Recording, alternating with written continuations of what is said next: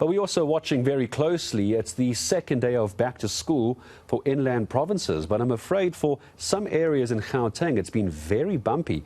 In fact, some pupils are still not in class. Instead, their frustrated parents are still standing in long queues in this heat, looking for space for their children in classrooms anywhere. Let's go back to senior reporter Aviwe Mtila in Ekurhuleni North. That's where the district offices are, where many parents are busy queuing. And I was hoping, Aviwe, as I came to you, I would see you standing by yourself. But just like yesterday and the day before, we're seeing parents standing there hoping to get their kids into school. Just how messy is it today? Are we getting anywhere?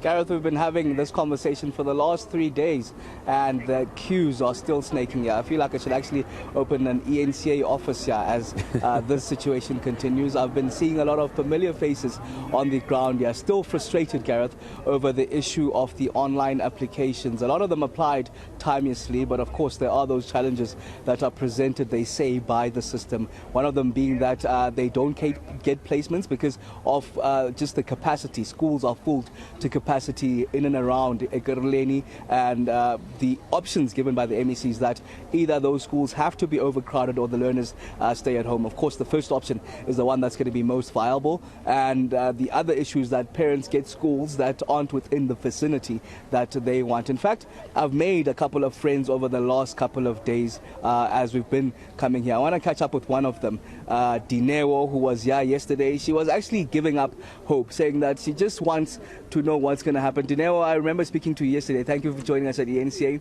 You told us that on the first day you had fights with the department. Yesterday, you just wanted your son to go to grade 1. What happened? What happened yesterday?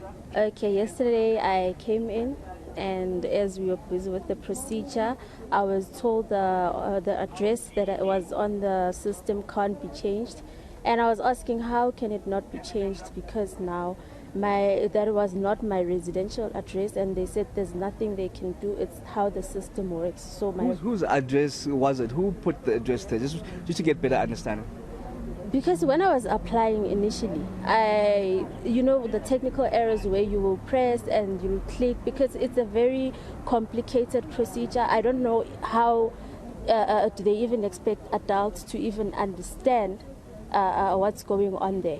As I was rectifying already that error I did with the address, it already took that address. I tried to rectify, they said there's nothing they can do in the system. So I was given an ultimatum to come today, because it apparently it was supposed to be rectified in 6 hours, which was yesterday, and it was knock-off time.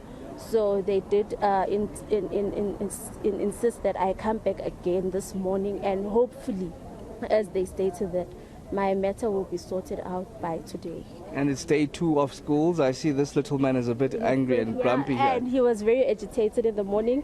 He was like, I don't want to make news anymore because now I'm not going to school. And yeah, I understand his frustrations. Okay, let's get more voices now. I hope everything goes well on your side. But let me get a word from you. What's been happening on your side? Did you apply timelessly, given that it's day 2 now of schools? Morning. So I applied on time in April. All documentations up to date.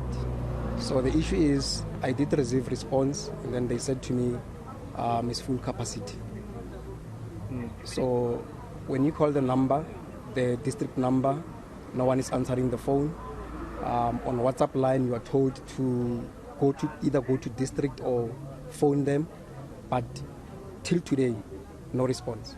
The reality... That is the reason why I'm here today. The reality, though, it seems like the schools are full in and around Ekurhuleni. You'll be likely placed at a school further than your vicinity. We heard that the late applications here were either placed in Soweto, Johannesburg or Pretoria. Are you willing to take your child to those further schools? Unfortunately, I'm not willing to take my child to Pretoria or Soweto because I stay in Clorkop. That's far for me. How much am I going to pay for transport if I'm taking my child to Soweto or Pretoria? It's just going to be cost that I can't even afford. So the only schools that I want to place my child is the ones that I've applied for, because I applied on time. Okay, Gareth, it's the infrastructure woes. As we heard, for example, my colleague Heidi was in Soweto, where they were promised 27 new facilities. That hasn't come to fruition. I was in a school around Kempton Park myself, Westside Primary, where learners were studying under a tree, Gareth. That's because they were promised some 4 years ago that there would be additional classes added there. That hasn't happened. I want to catch up with some, maybe the last parent here. Siswam, Yep. Thank you for joining us at eNCA. Inkinga yini nansi ngane yakho hamba nayo, she's supposed to be at school day 2. What's happening?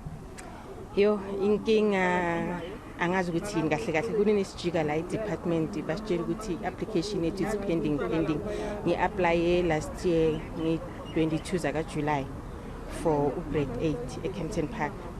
Masiza lana always basitshela ukuthi yaphenda. The last time masiza, it was last year before bavala.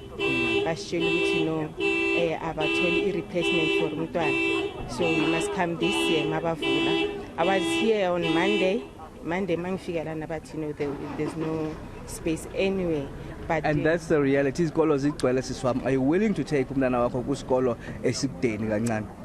angiyangikwazi ukuthatha umntana esikoleni esekudeni kancane because fanele ngibhadale transport, iyadura transport, fanele ngibhadale school fees, and at this moment yesibona isimo sinjani ngila because angisebenzi. Okay, thank you very much. She's here because she doesn't work. She's told that the schools in and around Ekurhuleni are full to capacity, even though she applied on time. So, you know, with the infrastructure woes, Gareth, it seems like there aren't enough schools. It was an issue the MEC raised that the schools have to be overcrowded. They're already overcrowded, judging by the schools that we went to. Yesterday I was in Westside Primary, where learners were studying outside. And these parents seemingly do not want to then take these children to further schools. As you can see, Gareth, they're still out in their hundreds outside the district offices, Ekurhuleni North District offices in Benoni. Apart from their children not being in school yet, now we're a couple of days into the new year, as well as those parents, without a doubt, some of them, most of them, have probably taken time off work to go stand in these queues. This really is not how it should be working. Aviwe Mtila, thank you very much indeed. We'll come back to you later. I'm sure we'll get more reaction from parents. Hopefully some of them can get to the end of that queue and get their kids in class.